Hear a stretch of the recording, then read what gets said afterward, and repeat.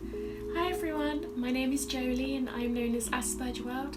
Today I'm going to be talking about autism and how I don't necessarily look autistic, but I am. I am autistic. I was diagnosed at 2 years old, and the problem is that I don't always match the stereotypes of what the media portrays autism to be. Stereotypes can be harmful to autism acceptance purely because they paint an inconclusive picture of autism, and the stereotypes don't always tell the entire story. So of course there are autistic people that match the stereotypes, and there's nothing wrong with that. They are no less and no more autistic. We are all autistic and all very different. And it's true, I don't look autistic or disabled, and I hear it all the time, and that's okay. Not everyone means me harm when they say these things. People are doing their best to be considerate and helpful. I am curious though, when people say I don't look autistic, what do they think that I should look like?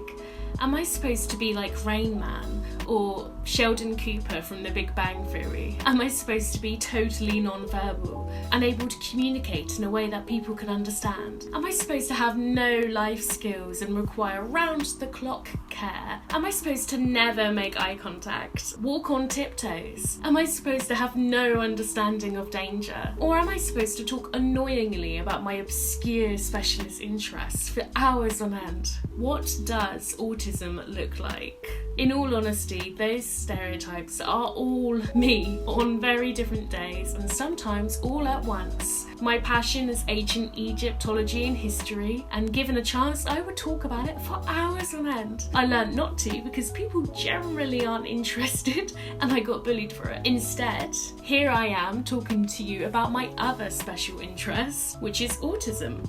And believe me when I say that I could talk for hours on the subject of autism. I love it.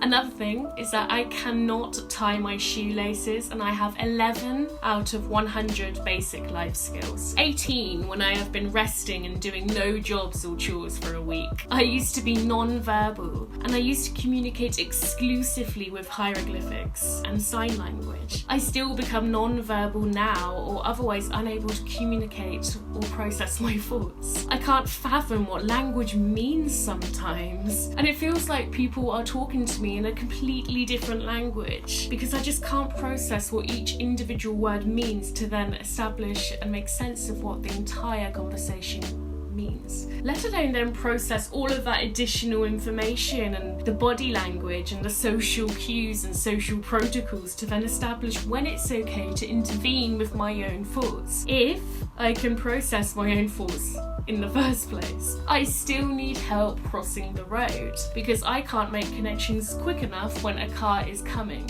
I have no sense of danger or concept of consequences of my actions because I can't process what those things are. I need one-to-one care and constant organising so that I can organise myself and be capable of basic life skills and self-care on an often an hourly basis. I need someone to organise my time and my thoughts and my actions, or just nothing would get done.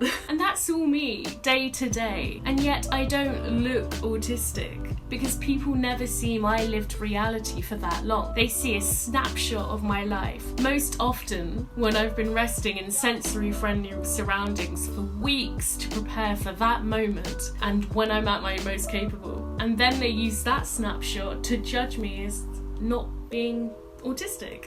The truth is, I am very much unashamedly autistic, and my autism impacts every second of my life in a multitude of invisible, complex and endearing ways.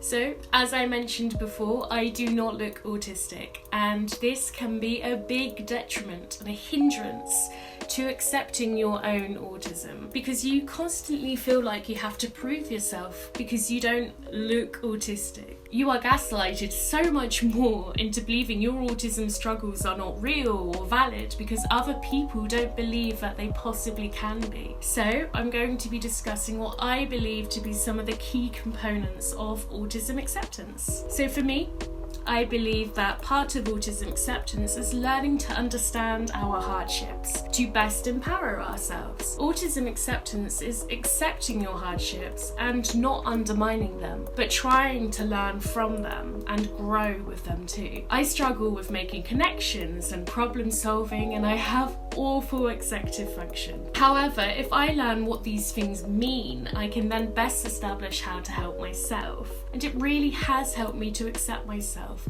especially because I have learned that these struggles that I have were not anything that I was doing wrong, because I was trying my best 100% of the time, and no one could justifiably tell me off for that. I give myself a lot of rest to recuperate any lost capabilities, and I now know when to stop pushing myself into burnouts and shutdowns or meltdowns. And this recovery and rest always helps so drastically with my ability to problem solve and make connections and my executive function.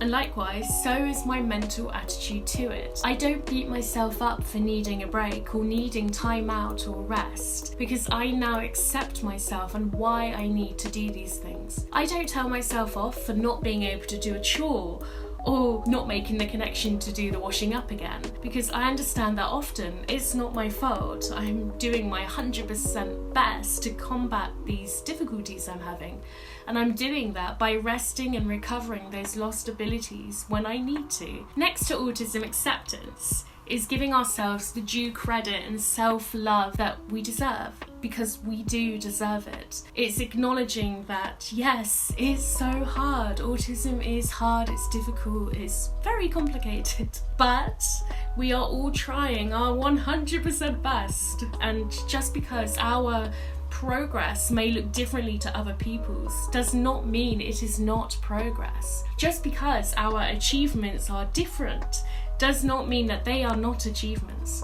We should be proud of ourselves and how far we've come. We should remember that we are still just a little tiny seed of the person that we can grow to become. And there's still time to blossom from that seed to a flower. And all flowers, they all grow and they all blossom with positive sunshine and negative rain. All of the hardships can help you grow to be something better.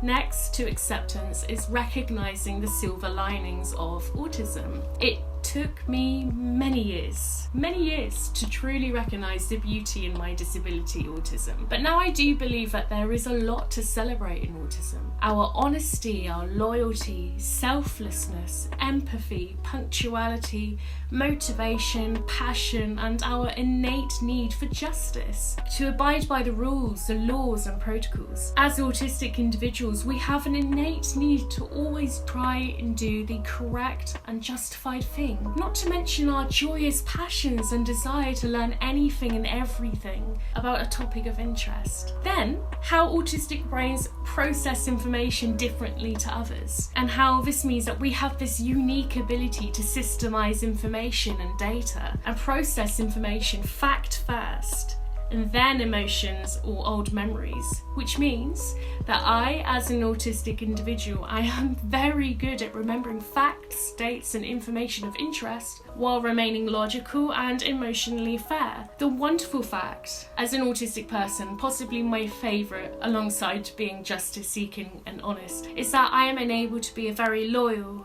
trustworthy and a good friend, because I am motivated by these justice and selflessness. And I might need a little bit of extra help to be my best self, but it is all inside me. All of these wonderful attributes are all enhanced and innate thanks to my autism. And I honestly wouldn't change it for the world, because after all these years of soul searching and trying to understand myself, I now accept it, and I love my AspergerWorld after all. So, in my quest to autism acceptance and thriving as an autistic woman, what is autism acceptance? For me, autism acceptance is always challenging and learning more from as many different personal and professional perspectives as possible, because you accept that all autism is different. Autism acceptance says that the tragedy would be trying to make me be any other way than unashamedly myself.